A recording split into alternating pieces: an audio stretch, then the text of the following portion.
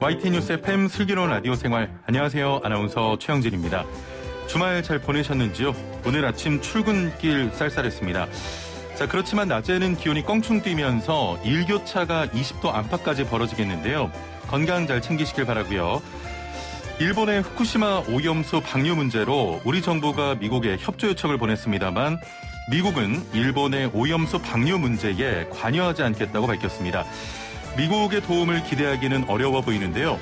이런 가운데 일본 정부가 오염수를 방류하면 빠르면 태평양을 돌아서 1년 6개월 후에 대만에 도달한다는 시뮬레이션 결과가 나왔습니다. 이에 일본 후쿠시마 오염수 방류 결정에 따른 규탄의 목소리도 커지고 있는데요. 불속이라도 뛰어들겠다. 전북 고창군에 걸린 현수막입니다. 어민들의 절규 멈출 방법은 없을까요? 오늘 일부 이슈 인터뷰에서는 일본의 원전 오염수 방류, 우리 생활에 어떤 영향이 예상되는지 전문가와 함께 살펴보고요. 2부는 슬기로운 OTT 생활 시간입니다. 이번 달에 볼만한 작품에는 어떤 게 있는지 알아보도록 하죠. 자, 지금은 라디오 청취율 조사 기간입니다. 02로 시작되는 전화 받으시고 라디오 뭐 듣고 있냐 질문 받으시면 YTN 라디오 슬기로운 라디오 생활 잘 듣고 있다고 해주시길 바랍니다. YTN 뉴스 FM 슬기로운 라디오 생활 지금 바로 출발합니다. 네, 1부는 생활 속 이슈들을 속속들이 들어보는 이슈 인터뷰 시간입니다. 일본이 후쿠시마 원전에서 발생되는 오염수를 바다에 흘려보내겠다는 계획을 밝혔는데요. 일본에서는 오염수 내 방사성 물질이 충분히 희석이 되기 때문에 수산물을 거쳐 인체에 미치는 영향은 미미할 것이라는 입장인데 우리나라를 포함한 중국, 대만 등 인접국은 물론 일본 내에서도 반발이 큰 상황입니다. 국내에서는 일본 전역에서 생산된 수산물은 전면 수입 금지해야 한다는 주장도 나오고 있는데요. 원전 오염수 도대체 뭐가 들어있는지 또 우리 생활에 어떤 영향이 예상되는지 방류를 대신할 방법은 없는지 자세히 살펴보겠습니다. 이정윤 원자력 안전과 미래 대표 전화 연결되어 있습니다. 대표님 안녕하세요. 예, 안녕하세요. 이정윤입니다. 예. 2011년 원전 사고 이후 현재까지 125만 톤이 쌓여 있고 현재도 매일 엄청난 양이 발생되고 있다는데 정확하게 이 방사능 오염수 어떻게 발생이 되는 겁니까? 예, 후쿠시마 원전 사고로 인해서 핵연료가 녹았지 않습니까? 그것이 원자로 바닥에 떨어져 있는데요. 이 냉각수가 핵연료 덩어리를 지속적으로 냉각을 시켜줘야 됩니다. 그래서 하루에 140톤에서 200톤의 냉각수가 순환 중입니다. 그래서 이를 재처리해서 지속적으로 누적 저장된 것이 125만 톤입니다. 예. 자, 지금 후쿠시마 제1원전 현재는 가동 중지 상태잖아요. 그런데도 매일 원전 오염수가 쌓여가고 있으면 이후에도 계속해서 오염수가 발생을 하는 겁니까? 앞으로도 30년 동안 계속해서 이제 오염수를 배출한다고 그러는데요. 후쿠시마 원전이 완전 해체되어 관리될 때까지는 지속적으로 이 오염수는 발생될 것입니다. 녹은 핵연료를 냉각을 꾸준히 시켜야 되니까요. 예. 원전이 후쿠시마뿐만 아니라 우리나라에도 있고 여러 나라에서 사용하는 발전 방법 중에 하나인데 후쿠시마 이외의 원전에서도 오염수가 발생하는 건 아닙니까? 예, 운전 중에 일부 핵연료가 깨지는 경우가 있습니다. 예. 그때 바로 정지를 하는데요. 이때 방사화된 물질 일부만 그 원전 내에 보관 중인 그 오염수가 일부 이제 깨지는 그 포함되는 경우가 있습니다. 그래서 후쿠시마 원전 내에 보관 중인 오염수는 핵연료가 전부 파손된 겁니다. 그래서 별의별 핵종들이 다 포함되어 있어요. 그래서 삼중수소가 다핵종 설비로 제거가 안 된다고 삼중수소만 논의할 게 아니고 실제 그 오염수에는 수십 수백 가지 여러 가지 핵종들이 포함되어 있지만 일본이 이를 제대로 밝히고 있지 않는 상태입니다. 지금 사실 우리 국민들은 삼중수소만 걱정을 하고 있는데 그 안에 다른 오염물질이 많다 이런 말씀이십니까? 그렇죠. 굉장히 많이 있습니다. 그걸 일본 정부가 지금 제대로 밝혀내지 않고 있는 거고요. 예. 일부 언론에서 우리나라 일부 언론인데 우리나라 그리고 뭐 중국도 계속 원전 오염수를 방류하고 있다 이렇게 주장하면서 일본의 방류가 괜찮다 이런 주장을 펼치고 있는데 이건 사실입니까? 실제 운전 중인 발전소에서는 배출이 일어나고 있는데 예. 환경 영향 평가를 거친 계획적인 배출이 있습니다. 예. 네. 하지만 비계획적 배출이 또 추가적으로 일어나는데요. 예. 후쿠시마 원전 사고로 인해서 방사능이 바깥으로 나간 것이 전부 비계획적 배출이라고 보시면 되겠습니다. 예, 예. 예, 그래서 문제는 이 비계획적 배출인데 우리나라 가동원전을 포함해서 전 세계 가동원전들도 계획적 비계획적 배출이 일어난다고 보시면 되겠고요. 예. 우리나라는 그 해역이나 지상 주변 원전 지역에 지금까지 환경 방사능 꾸준히 측정해서 공개하고 있습니다. 예, 예. 향후에도 이번 사고를 계기로 향후 엄격하게 통제하고 잘 감시되어야 한다고 생각합니다. 예. 대표님, 조금 내용이 어렵기 때문에 한 번 더 좀 질문을 드리면, 계획적 배출이 있고 비계획적 배출이 있는데, 계획적 배출은 영향평가를 받기 때문에 안전한 거고, 이 비계획적 배출이 좀 위험한 상황인데, 일본은 지금 방류하려는 게 비계획적 배출인 거죠? 그렇죠. 비계획적인 것입니다. 예, 하지만 예. 자기네들이 이제 충분히 제염을 하고 예. 농도를 낮춰서 계획적으로 배출을 하겠다 이제 이렇게 얘기한 거거든요. 예. 하지만 원전 오염수에 지금 저장하고 있는 것이 70%가 기준치를 초과해서 관리되고 있거든요. 예. 그 자체가 비계획적으로 알프스 처리를 한다 하더라도 예. 알프스란 것이 이제 그 제염 장치거든요. 예. 물을 제염하는 건데 그걸로 해도 70%가 방류 기준을 초과하고 있다. 그렇기 때문에 계획적이든 비계획적이든 방류하는 것은 굉장히 안 좋은데 원전 가동 중인 원전에서 배출되는 것들은 이제 냉각제가 일부 유출되는 경우가 해당이 되는데요. 예. 그 경우에는 핵종이 완전히 다릅니다. 예.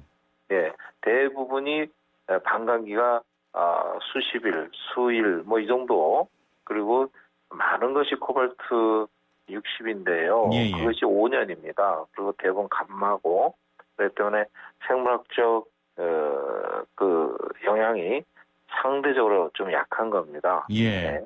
네. 예, 알겠습니다. 자, 또 우리 국민들이 궁금한 부분이 하나가 이게 지금 일본이 오염수를 방류하면 바다를 거쳐서 국내로 유입이 되지 않겠습니까? 예, 뭐 시계 방향으로 한 바퀴 돌고 결국 뭐 제주도와 한반도에 온다는 건데 일부 언론에서는 뭐 10년이 걸릴 것이다. 또 일부에서는 뭐 1년, 뭐 5년 이렇게 걸리는 기간이 참 다양한데 태평양 바다를 거쳐서 몇 년 만에 우리나라로 도착을 하게 되는 겁니까? 글쎄요. 이것이 지금 이제 후쿠시마 원전 사고로 일단 방류돼 가지고 지금까지 이게 도달했으면 벌써 10년이 지났기 때문에 도달해야 된다고 생각하는데요. 보통 해석적으로 어떻게 해석하느냐, 전제 조건은 어떻게 다느냐 여기에 따라 좀 달라지는 것 같습니다. 그래서 보통 1년에서 4년 정도 걸린다 이렇게 영역 안에 들어가는 것 같습니다. 그렇군요. 자, 정부에서 수입 수산물 방사능 검사량을 늘리겠다고 했는데 기준치 이하가 나오면 수산물 먹는 건 안전합니까? 지금 뭐 어차피 자연에 방사선이 있거든요. 그것이 완벽하게 없지는 않습니다. 그것이 일부 자연의 일부이기 때문에 하지만 지금 이 방사선 나오는 것들은 인공 핵 방사능이에요. 사람이 만든 거는 핵 분열을 인해서 세슘이라든가 그다음에 스트론튬, 크리톤 것들은 전부 그렇게 해당이 되는데 그런 것들이 나오지를 않아야 되겠죠. 그래서 기준치라는 것은 우리가 상당히 조심해서 접근을 해야 되지 기준치 이하라고 해서 안전한 건 아닙니다. 그렇군요. 만약 이런 수산물을 우리 국민들이 먹게 되면 좀 몸에 많이 좀 위험합니까? 아무래도 핵종에 따라 다른데요. 어떤 거는 그냥 통과해버리고 끝나는 경우가 있고 어떤 거는 안에서 어떤 유기결합을 해가지고 바이오로지컬하게 이렇게 영향을 줄 수가 있습니다. 그래서 그런 것들이 나오고 있고 일부는 또 그걸 무시하는 경우도 있지만 우리가 이제 월성 원전 주변에 주민들이 암 발생률이 굉장히 높거든요. 예. 그런 것들이 삼중석 공기 중으로 날아가는 것이 3배 내지 5배가 높아요. 바다로 방류하는 것보다. 예. 그래서 그런 피해를 보는 거 아닌가 하는 생각도 좀 드는데, 예. 그래서 이런 것들을 최소화하는 것이 좋다. 뭐 조금 기준치 이하라고 만족할 게 아니고, 예. 특히 이제 수산업에 우리가 피해를 보잖아요. 그렇죠. 그렇기 때문에 일본이 방류하는 순간, 예. 그것들이 우리나라에 많이 수입되잖아요. 미국은 수입을 안 합니다. 예. 그러니까 뭐 괜찮다 이렇게 얘기할지 모르지만 우리는 당장 수입하니까 문제가 되는 그렇죠. 거잖아요. 그러니까 미국에 우리는 할 얘기는 해야 됩니다. 예. 당신네들은 일본 거 안 사잖냐. 우리는 다 들어온다. 그리고 바로 인접 국가고 그렇기 때문에 우리는 방류하는 걸 반대한다. 예. 그렇지만 IAEA의 감시 뭐 이런 얘기를 하지만 항상 얘기가 비계획적 방출이 문제거든요. 예. 예전에 북쪽으로 거의 60km 떨어진 후쿠시마 원전에서 북쪽으로 60km 떨어진 해역에서 우럭이 기준치를 5배 넘는 게 발견됐잖아요. 아, 그렇군요. 예. 이게 굉장히 큰 시사점입니다. 그렇기 때문에 일단 방류하는 순간 우리는 일본의 전체에서 나오는 수산물을 우리가 수입할 수 없다는 것을 미국에 알려줄 필요가 있다. 예. 그것으로 인해서 이 분쟁이 일어나도 어쩔 수 없지 않느냐. 우리 수산업체들을 보호하기 위한 것입니다. 예. 같이 망하거든요. 우리나라 수산업체 연안에서 하시는 분도 안 먹게 되니까 이제 소비량이 감소하잖아요. 예. 그러니까 우리나라 수산업자들을 보호하기 위해서라도 통제를 해야 되지 않을까 그렇죠. 생각합니다. 예. 얼마 전에 제가 그 대표님께서 인터뷰를 그 기사로 접했는데 일본 정부가 오염수를 희석시키는 것은 방사성 물질의 농도를 낮추는 것이지 강도를 낮추려는 게 아니다. 이런 말씀 하셨거든요. 이게 정확히 어떤 의미로 해석을 해야 됩니까? 이게 희석이 된다는 것은 더 묽게 만든다는 건데요. 그렇죠.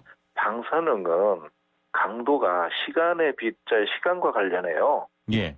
예, 그렇기 때문에 이 아주 원자단위 작은 입자가 이게 어딜 돌아다니는 겁니다. 좀 예를 들어서 방 안에 10개가 있는 게 운동장에 10개 있는 것 같은 그런 좀 희석된다는 의미가 그런 거지. 그 하나가 강도가 약해졌다는 것이 아니기 때문에 이것이 확률적으로 인체에 미치는 영향이 줄어들 수는 있습니다. 줄어들 수는 있지만 그 하나가 딱 걸렸을 때 인체에 미치는 영향은 똑같다. 이렇게 보시면 되겠습니다. 예. 그 안전 기준 이하라도 원자력 반감기가 길잖아요. 예. 그러면 계속 몸에 좀 배출이 안 되고 쌓이는 거지 않습니까? 그럼 몸속에서 기준치 이상으로 좀 올라갈 수도 있다는 건가요? 체내 피폭과 체외 피폭이 있는데요. 해산물 같은 경우 우리가 체내 피폭이 될 소지가 있습니다. 근데 이제 대부분 이제 방사선의 엑스레이처럼 통과를 하는 거거든요. 그거는 적당히 기준치 인체에 미치는 영향을 고려해서 적당한 수준 이하로 하면 되는데 체내 들어오는 경우는 좀 아마 저 피폭 설량이라도 상당히 좀 취급하기가 어려운 문제로 되고 있습니다. 그래서 방사선을 관리하는 가장 기본 원칙이 최소화 피폭이 원칙인 것입니다. 기준치가 없어요. 그렇군요. 좀 말씀 들어보니까 걱정이 되는데 일본의 아소다로 부총리가 처리된 물을 들고 마셔도 된다고 했는데 처리된 상태라면 이게 마실 수가 있는 상태입니까? 아니, 아까도 말씀드렸듯이요.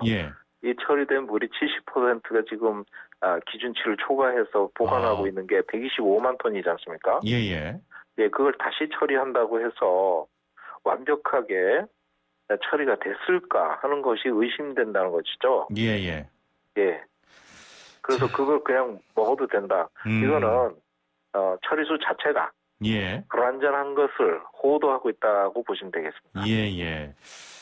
자, 먹는 것뿐만이 아니고 조업하시는 분들은 상당 기간을 바다 위에서 보내고 또 우리들은 해양 스포츠를 즐기기도 하는데 만약에 우리 해안까지 오염수가 흘러온다면 먹는 거 말고 피부에 닿거나 또 기화해서 토양에 닿는 등의 이런 문제도 걱정할 수준입니까? 예, 다행히 위치가 동해안에 위치한 후쿠시마 원전 자체가 쿠로시오의 해류를 따라서 북쪽으로 가는 그런 상황이고 예. 이것이 다시 돌아서 우리나라 해역에 온다 하더라도 희석될 만큼 희석됐기 때문에 예. 그 영향은 굉장히 미미할 거로 일단 보입니다.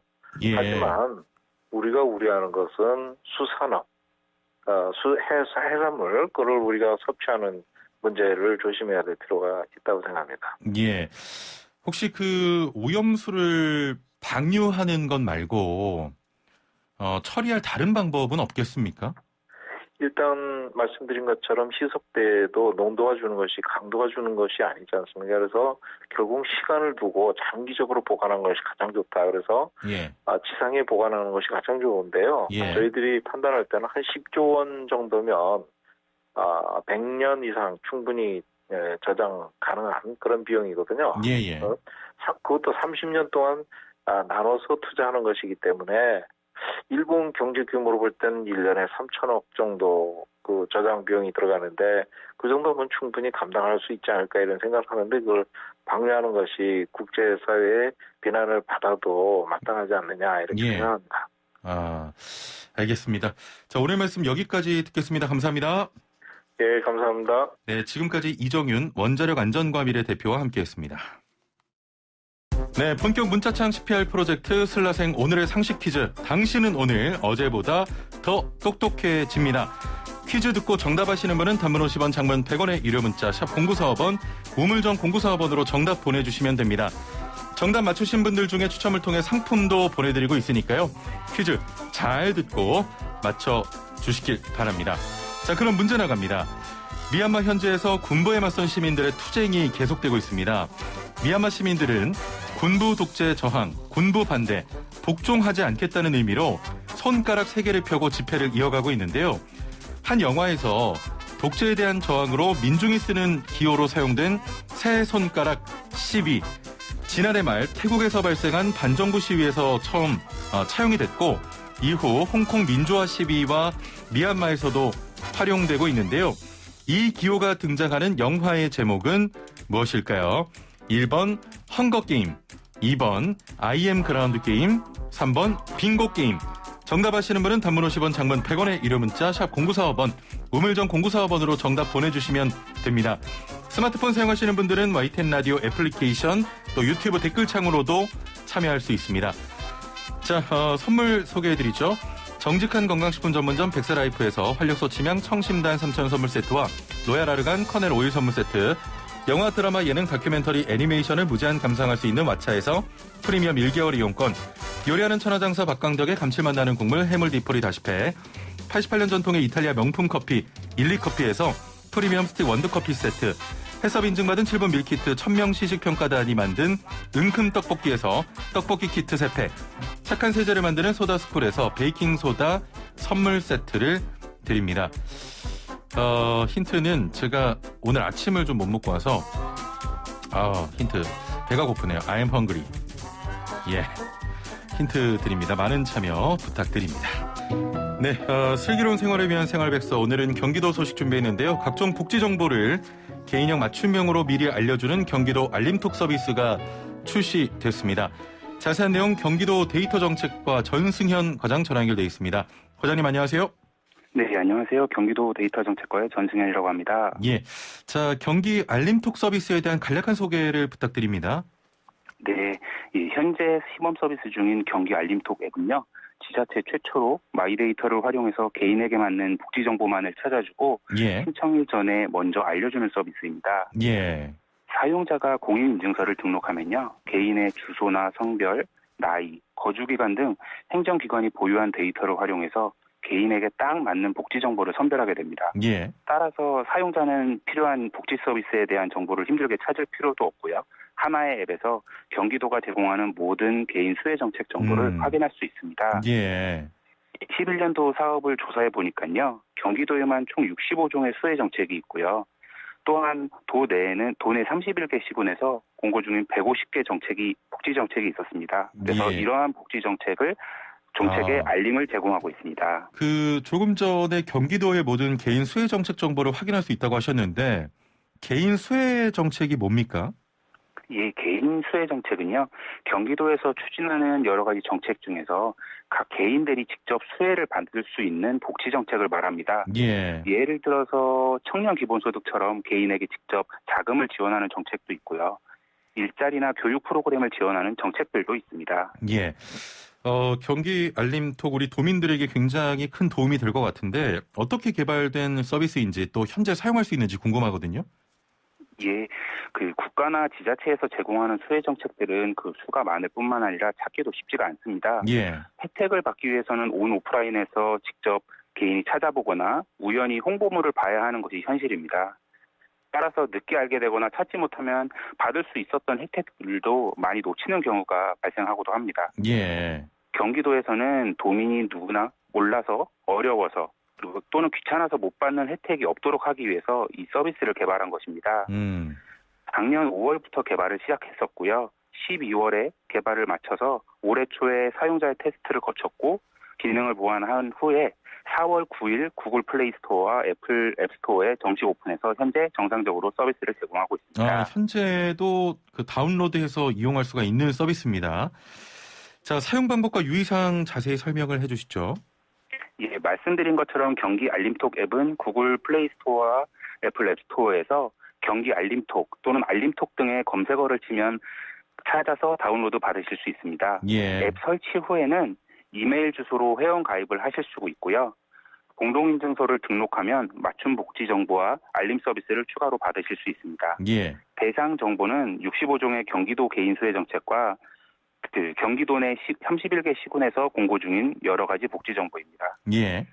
앱을 통해서 전체 경기도의 복지 정보를 보실 수도 있고요. 나에게 맞는 정보와 신청을 받고 있는 정보만 따로 보실 수도 있습니다. 예. 물론 신청 시기가 되면 알림 메시지를 발송해서 앱을 설치한 사용자들이 신청 시기를 놓치지 않게 도와줍니다. 예. 마지막으로 반드시 공동인증서를 등록해야 하는 것도 아닙니다.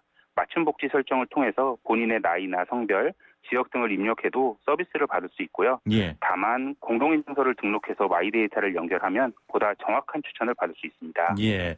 자, 이제 막 시작 단계인데 앞으로 계획은 어떻게 됩니까? 예, 경기도는 올해도 경기 알림톡 고도화 사업을 통해서 경기도 내의 공개 채용 정보와 소상공인들을 위한 수혜 정책을 추가할 계획입니다. 예. 또한 실시간 알림 메시지의 확인과 과거 메시지의 검색이 편리하도록 화면 디자인도 개선할 계획입니다. 예. 그리고 도내 다양한 복지 신청 서비스들하고 시스템과 연계해서 신청과 진행 상황, 신청 결과를 한 곳에서 확인할 수 있도록 서비스를 확대하겠습니다. 예. 마지막으로 경기 알림톡 미래 이용자들에게 하실 말씀 있으십니까? 예, 경기 알림톡은 도민들께서 몰라서 어려워서 귀찮아서 못 받는 혜택이 없도록 하기 위해 선제적으로 만든 앱입니다. 예. 많은 도민들이 이 앱을 설치하고 필요한 혜택을 모두 받으실 수 있기를 바랍니다. 많이 활용해 주세요. 예.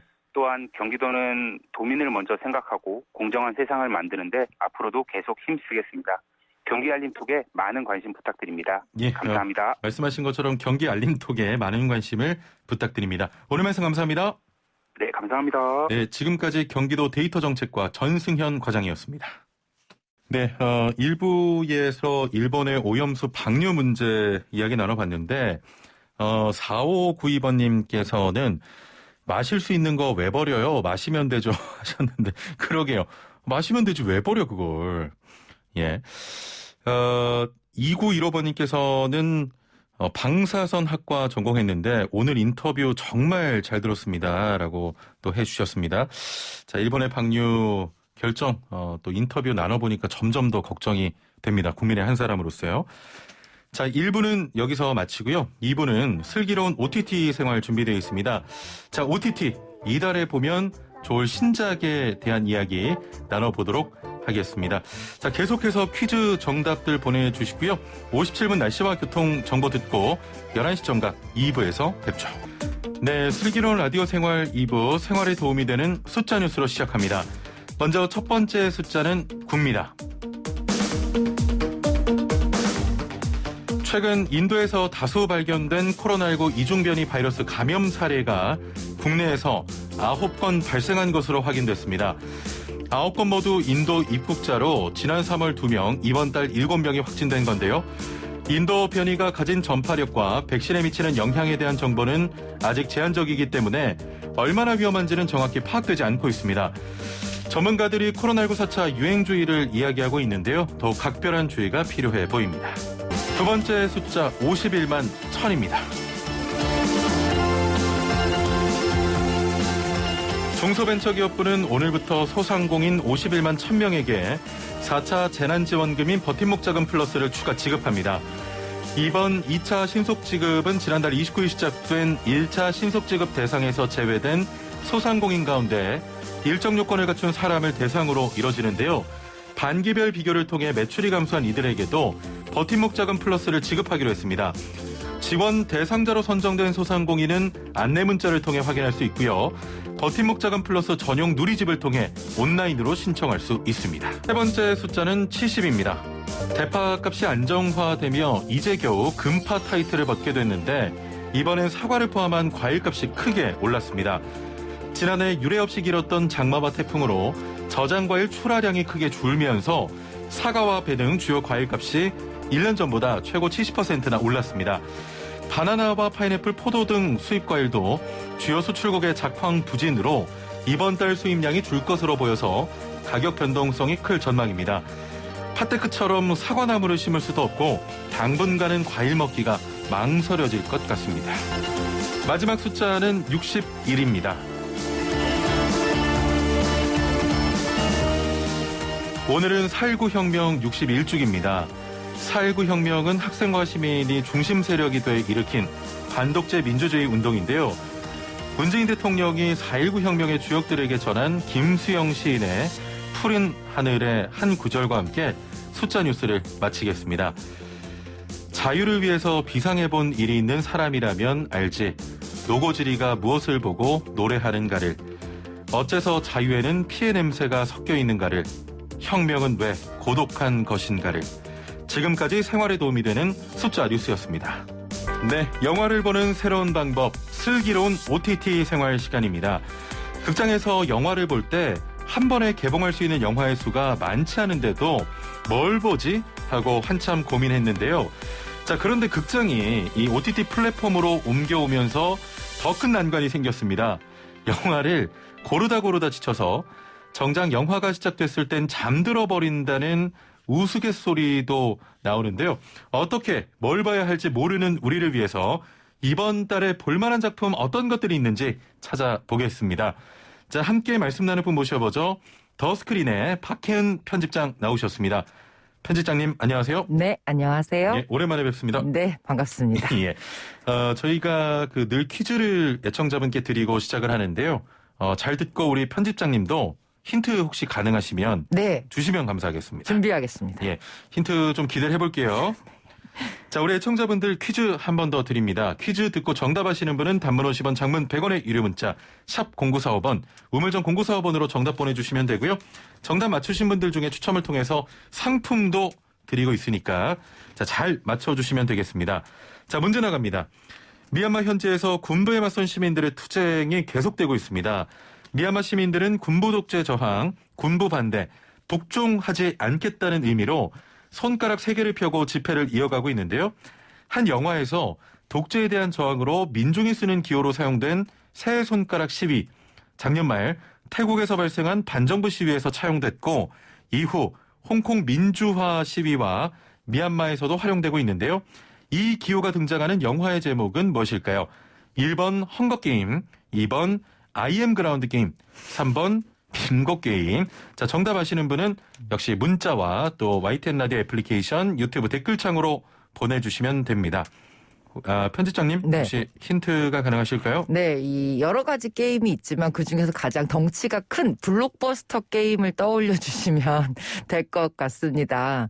이 예. 여성 전사가 정말 예. 그 손가락 인사를 나누면서 활을 겨누는 그 장면이 굉장히 인상적인 작품이었죠. 시리즈로 만들어져서 아마 전 세계 많은 관객들이 예. 이 미얀마 사태의 새 손가락 인사를 보고 같은 공감대를 형성하게 될 것 같습니다. 예. 보통 굉장히 힌트 같은 걸 네. 좀 이렇게 유머를 섞어서 아주 재밌게 제가 너무 다른 분들 정타로 주시는데 받았군요. 이거 너무 이거 형식적인 거 아닙니까? 아, 죄송합니다. 예. 아마 예. 해보신 게임이 아니라 극장에서 보신 게임이다. 이렇게 말씀드릴 수 있습니다. 예, 알겠습니다. 이 영화 재밌습니까, 근데? 예, 저는 굉장히 재미있게 봤고요. 예. 사실은 이 작품의 가장 큰 강점 중에 하나가 젊은 세대들에게 예. 뭔가 사회적인 메시지를 굉장히 블록버스터 원작이 있는 그 소설을 가지고 블록버스터로 만들었다는 거죠. 뭐 예. 젊은 세대들에게는 약간 반지의제왕 같은 그런 느낌이 느낌. 나지 않을까 그런 생각을 해봅니다. 이게 포스터가 한 여성이 활을 겨누면서 불이 막 활활 불타고 있는 그렇죠. 그런 포스터죠? 맞습니다. 예, 네. 알겠습니다. 아무튼 힌트는 좀 꽝이었다. 감사합니다. 예. 네. 그 편집장님께서는 다양한 OTT 플랫폼 사용하지 않습니까? 네. 뭐 볼까 하다가 지쳐서 작품이 시작되면 정작 제대로 보지 못하거나 이런 경험이 있으세요? 사실 저도 그런 경험을 하죠. 근데 저는 이제 워낙 봐야 될 작품들이 나래비를 서 있다 보니까 예. 일단 보자, 해치우자 이런 심정이지만 주변에서 이런 얘기 하시는 분들 굉장히 많아요. 그러니까 밤 예. 11시가 되면 OTT 서비스 메인 화면에 들어가서 예. 한 3, 40분 이렇게 첫 화면들만 보다가 아 모르겠다 이러면서 다시 잠드신다는 예. 그런 분들을 위해서 저희가 또 이 코너를 준비한 거 그럼요. 아니겠습니까? 그렇습니다. 네. 오늘 본격적으로 소개해 주실 영화 작품 어떤 작품입니까? 네, 일단 오늘은 좀 작품이 여러 편입니다. 여러 개인가요? 예. 네, 우선 베니스 영화제에 초청돼서 화제가 됐었던 낙원의 밤이라는 작품. 예. 네, 이거는 땡플릭스 통해서 공개가 됐죠. 예. 그리고 한국 최초의 복제인간 SF 블록버스터 서복 따끈따끈합니다. 예. 이 작품은 OTT 플랫폼과 극장에서 동시 공개됐고요. 재밌겠다. 예. 네.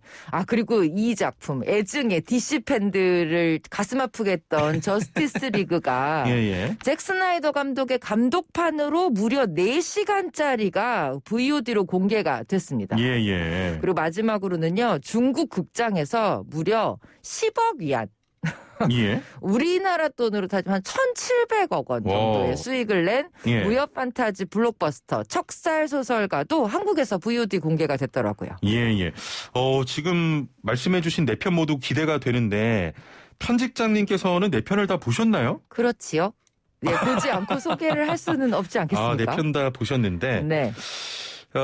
낙원의 밤 기대가 됩니다. 네. 한국형 갱스터 영화라면서요? 네, 맞습니다. 예. 이 한국형 누아르, 한국형 갱스터 영화 이런 작품들이 지금 해외 영화제에서는 굉장히 크게 관심을 받고 있는 작품이에요. 예. 오죽하면 베니스 국제영화제가 이 작품을 그 해의 유일한 한국영화 추천작으로 데려가면서 예. 요렇게 신선하고 요렇게 내성적인 갱스터 영화는 처음 봤다. 이런 얘기를 하더라고요. 예. 네. 이게 영화 저는 잘 알진 못합니다만 네. 차승원 씨하고 네, 그 택시 운전사에 나왔던 엄태구 씨인가요? 맞습니다. 예. 그 엄태구 씨가 그 택시 운전사에서 군인 검문소에서 기억나시는군요. 예. 굉장히 무시무시하게 등장해서 우리 모두를 긴장하게 했다가 그러니까요. 알고 보니 좋은 사람이었던. 성대모사 한번 해볼까요? 가능하십니까? 아주 짧게? 해보시죠. 그냥 보내. 죄송합니다. 네. 그때 그 장면이 기억나는데 그때는 네. 신스틸러 같았는데 맞습니다. 이제는 거의 뭐 주연 배우로 거듭이 났군요. 네, 정말 다양한 영화, 밀정이라든지 택시 운전사 같은 작품에서 굉장히 강렬한 신스틸을 했던 이 엄태규 배우가 이번에 낙원의 밤에서는 당당히 주연 캐릭터로 올라왔고요. 예. 낙원의 밤의 줄거리는 이렇습니다. 범죄 조직이 이제 그 범죄 조직 원이 주인공인데요. 예. 상대 범죄 조직의 타깃이 돼서 제주도로 잠시 몸을 피하게 된 한 남자의 이야기예요. 예. 영화 주인공의 이름도 태구입니다. 태구인가요? 예, 실제 배우의 이름과 같은 태구라는 인물이 제주도에 가게 돼요. 그리고 그곳에서 이제 삶이 얼마 남지 않은 시한부 인생을 살고 있는 한 여인 재현을 만나게 됩니다. 예. 뭐 여기까지는 많이 뭐 그럴듯하게 여러 영화에서 보신 이야기인데 그리고 그들의 뒤를 쫓아서 당연히 상대파도 제주도에 왔겠지요.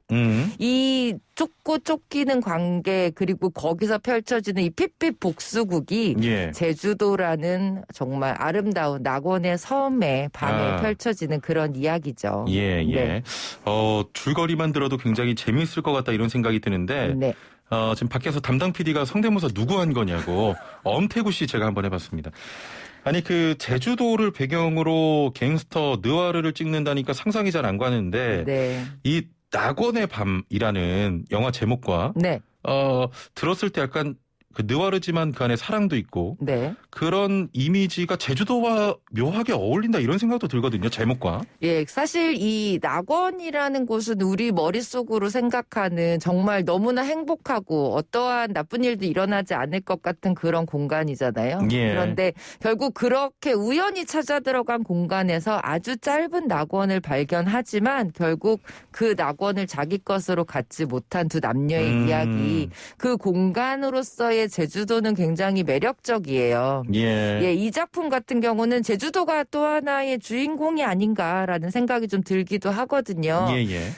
아마 관광 다녀보셨던 분들이라면 저곳이라고 이야기하실 것처럼 그렇게 제주도의 아름다운 풍광들 속에 굉장히 독특한 그러니까 상대 적 앞에서는 세상에서 가장 무서운 조직원이지만 또 처음 만나는 여성 앞에서는 너무 수줍고 소심하고 내성적인 한 남자로 변신하는 이 엄태구 씨가 맡은 태구라는 캐릭터도 굉장히 매력적이고요.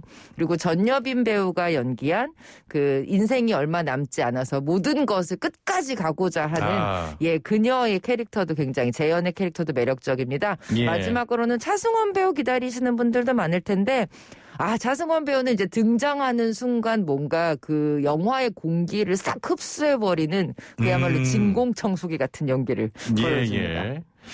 알겠습니다. 또 훌륭한 배우가 또 연기를 맡아서 더욱 기대되는 그런 영화인데 낙원의 밤 같은 경우에는 서두에서 말씀하셨던 것처럼 베니스 영화제에서 또 주목을 하고 있는데 최근 몇 년간 한국 영화계에서 나온 뛰어난 갱스터 영화 중 하나다. 이런 극찬을 받기도 했습니다. 한국형 느와르가 이제는 세계에서도 관심을 좀 가지고 있다고 봐도 될까요? 사실 정직하게 말씀드리면 느와르 장르는 전 세계적으로 약간 하향세에 있는 장르이기는 해요. 그래요? 그러니까 이미 너무 명작들이 90년대, 2000년대, 80년대부터 쭉 만들어져 왔고요. 그런데 한국의 느와르는 지금까지 할리우드가 만들었었던 느와르랑 좀 색채가 다르다는 평가를 받기는 하는 것 같아요. 좀 액션 씬도 굉장히 많이 다르고요. 해외 느와르가 약간 총격 액션 위주라면 한국의 느와르는 좀 칼을 쓰는 액션 위주다 보니까 액션의 동선이나 이런 것들도 좀 많이 다르고요. 그리고 인물의 어떤 심리에 천착하는 방식들도 조금 새롭다라는 점에서 한국형 느와르에 좀 관심을 가지는 것 같습니다. 그 많은 분들이 한국형 느와르 많이 보셨던 영화가 바로 그 신세계 아니겠습니까? 맞습니다. 거형 장난이 너무 심한 거 아니에요? 그 영화. 이 작품도 바로 신세계 감독님이죠. 혹시 그 영화와 비교했을 때는 좀 연합니까? 이번 영화가? 네. 신세계는 정말 명확하게 싸울 수밖에 없는 두 사람이 어떻게 끝까지 싸우느냐의 이야기, 액션의 강도 같은 것들도 굉장히 세다면 이번 낙원의 밤 같은 경우는 조금 더 배경 때문일까요? 조금 더 서정적인 감성 위주의 그 누아르기 때문에 신세계 같은 정말 전율적인 액션을 기대하셨다면 조금은 액션이 좀 덜 나온다 이런 생각을 하실 수도 있습니다. 더불어서 편집장님 제가 그래도 성대모사 노력하니까 좀 웃어주시면 감사하겠습니다. 네, 정직하게 하겠습니다. 이런 작품 경우에는 OTT에서만 공개가 되면 사실 큰 스크린과 또 음향을 기대하시는 팬들이 굉장히 많잖아요. 약간 아쉬운 마음도 들겠다 이런 생각이 듭니다. 사실 이 작품도 극장 개봉을 계속 고민을 하다가 현재 상황들 때문에 OTT로 넘어온 상황인데요. 저는 앞으로 이렇게 OTT랑 극장이 좀 동시 개봉이라든지 교차 개봉을 하면서 큰 스크린을 즐기고 싶은 관객에게는 큰 기회를 또 편하게 즐기고 싶은 관객에게는 OTT를 선택할 수 있게 하는 이런 방식으로 좀 변화할 것 같다는 생각이 듭니다. 그런 점을 또 보완하기 위해서 두 번째 영화 서복은 극장과 OTT에서 동시 개봉을 한 겁니까? 맞습니다. 이 작품은 극장에서 먼저 개봉을 하고 그날 밤에 OTT 서비스에서도 보실 수 있도록 동시 개봉을 한 방식입니다. 사실 서복도 이제 작년부터 언제 극장 개봉해요? 관심이 많은 작품이었는데요. 간단히 설명을 드리면 한국 최초의 복제 인간이 등장하는 SF 영화고요. 공유 배우 박보검 배우가 만난다. 예, 이것만으로도 굉장히 가서 보자 이런 생각이 들죠. 예. 여기다 하나만 더 팁을 드리자면 많은 분들이 좋아하시는 이 건축학개론의 이용주 감독이 굉장히 오랜만에 돌아온 작품이라는 점에서 예. 연출도 되게 관심이 많으셨을 거고요. 이 작품은 이게 어떻게 보니까 좀 비슷하네요. 시한부 인생으로 삶이 얼마 남지 않은 정보국 요원이 있습니다. 그런데 어느 날 인류 최초의 복제 인간을 어디론가 이동시켜달라는 임무를 받아요. 그렇죠. 예. 그리고 이 임무만 성공을 하면 당신의 병을 고쳐주겠다라는 제안을 받습니다. 예. 그런데 이 인류 최초의 복제 인간이 바로 영원히 죽지 않는 불로불사의 인물이었던 거죠. 예. 도대체 삶과 죽음은 무엇인가? 영원히 죽지 않는다는 것은 그럼 무엇인가? 이런 질문을 함께 던지는 작품이라서 SF 블록버스터의 어떤 액션이나 스케일보다는 조금 이런 메시지, 이야기에 집중하는 작품이기도 하고요. 예. 서복이라는 제목이 좀 옛날 이름 같다 이런 생각을 하기는 했는데 예. 찾아봤더니 진시황이 그 불로초 찾으라고 보냈던 신화 이름이 서복이래요. 아, 그렇구나. 네, 그래서 예. 그 서복이라는 신화는 불로초를 찾으러 가긴 갔는데 예. 돌아왔다는 기록이 없답니다. 우리에게도 이 영생 불로초라는 것은 결국 그런 의미가 아닐까. 이 영원이라는 것이 무엇인가에 대한 이야기를 좀 던지고 있는 작품이에요. 예. 네. 아니 편집장님 말씀 들어보니까 네. 그때 이 감독님도 그러셨고 네. 저는 SF 영화인 줄 알았는데 네. SF 영화가 아닌 겁니까 이게? 그러니까 SF라고 했을 때 우리가 고정관념을 가지고 있는 어떤 비주얼이나 스케일이 생각보다는 많이 나오지는 않아요. 아, 예. 근데 한편으로 생각하면 우리가 이미 SF의 시대에 살고 있는 게 아닌가. 예. 그렇다면 우리의 현실이 곧 SF가 아닐까라는 생각도 함께 해보게 됩니다. 너무 간 거 아닙니까? 그럼? 제가 넘어갔습니까? 네, 복제는 지금도 뭔가 연구가 되고 있다고 하니까요. 이때 그 복제 인간이 박보검 네, 배우고 맞습니다. 그리고 시한부 사는 아까 전에 그 공유 요원이 배우. 공유 네. 배우가 네. 예, 이 영화도 굉장히 또 기대가 됩니다. 자, 잭 스나이더의 저스티스 리그 네. 4시간짜리 영화라고 합니다. 만들어진 과정이 재밌던데요. 이게 정말 어떻게 보면은 OTT라는 플랫폼이 있기 때문에 만들어진 게 아닌가 그런 4시간, 생각도 했어요. 예. 이미 잭 스나이더 이전 저스티스 리그란 영화가 2017년에 개봉을 했잖아요. 예. 근데 그때 처음에는 잭 스나이더 감독이 연출을 맡았었습니다. 예. 그랬다가 개인적인 굉장히 아픈 이유로 중간에 영화에서 하차하게 돼요. 예. 어린 딸이 세상을 떠났거든요. 그래서 그 이후에 이제 영화를 맡은 다른 감독님이 결국 영화를 완성을 했는데 예. DC 팬들이 이제 들고 일어났죠. 이게 뭐냐?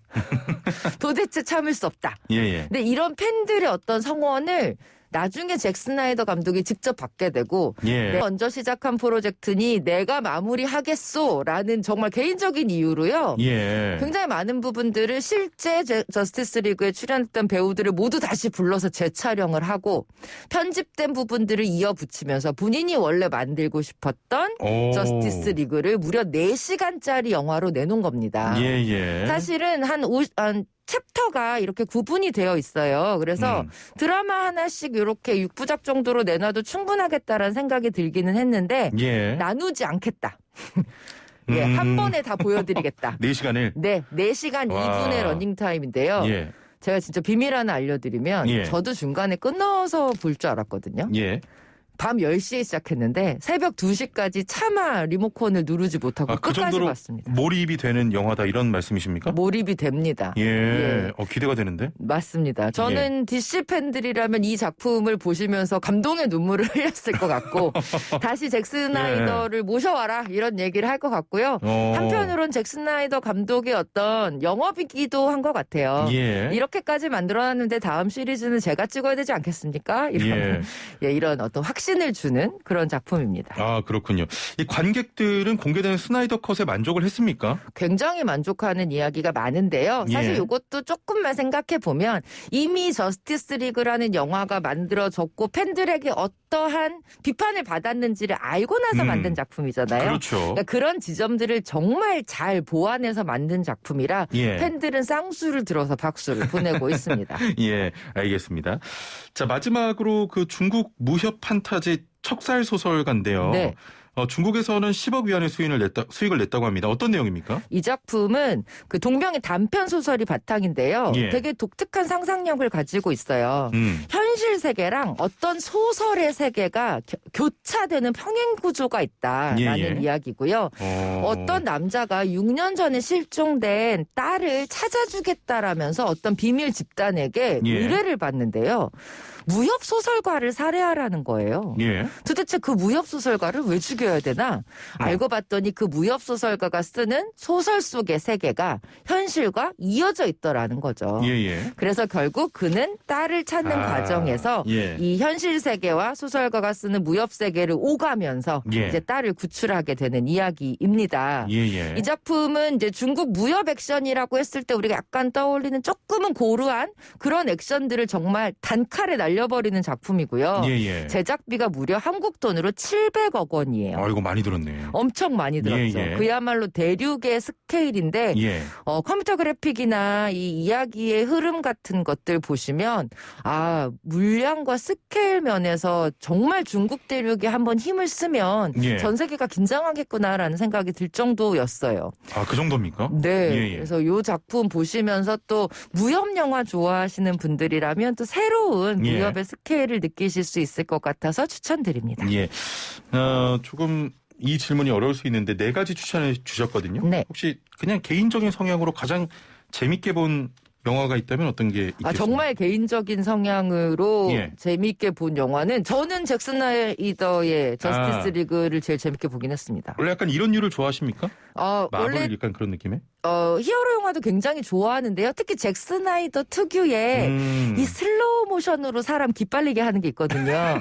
그런데 지금까지는 그게 스토리에 방해된다고 굉장히 욕을 먹었었어요. 예. 그랬다가 이번에 다시 보니까 이게 왜 저 사람의 인장인지 알겠다. 예. 다시 한번 봐줄 용의가 있다 이런 생각이 들더라고요. 알겠습니다. 네. 자, 오늘 말씀 여기까지 듣겠습니다. 감사합니다. 고맙습니다. 네, 지금까지 더 스크린의 박혜은 편집장과 함께했습니다. 네, 저도 뭐 영화 코너에 흠뻑 빠져서 지금 퀴즈 정답이 헷갈리는데, 자, 오늘 정답 1번 헝거 게임이었습니다. 정답 보내주신 분들 중에 추첨을 통해서 저희가 제작진이 또 문자 드리고요. 선물 추후에 발송해 드리겠습니다. 6251번님, 샌드위치 가게 아르바이트생입니다. 방송을 틀어놨는데 손님들이 다 드시고도 안 나가요. 방송에 풍덩 빠져버렸습니다. 영화 코너 최고라고 하셨는데, 코너도 코너인데 아무래도 제 중간에 좀 선보였던 또 성대모사 때문이 아닌가 조심스럽게 이렇게 좀 말씀을. 알겠습니다. 자, 미얀마 민주화 운동 투쟁 계속되고 있습니다. 자, 하루빨리 미얀마에도 봄날이 오길 바라면서 김디지와 스컬이 함께 부른 Everything Will Be Okay 전해드리면서 인사드립니다. 내일 뵙죠. 최영진이었습니다. 고맙습니다.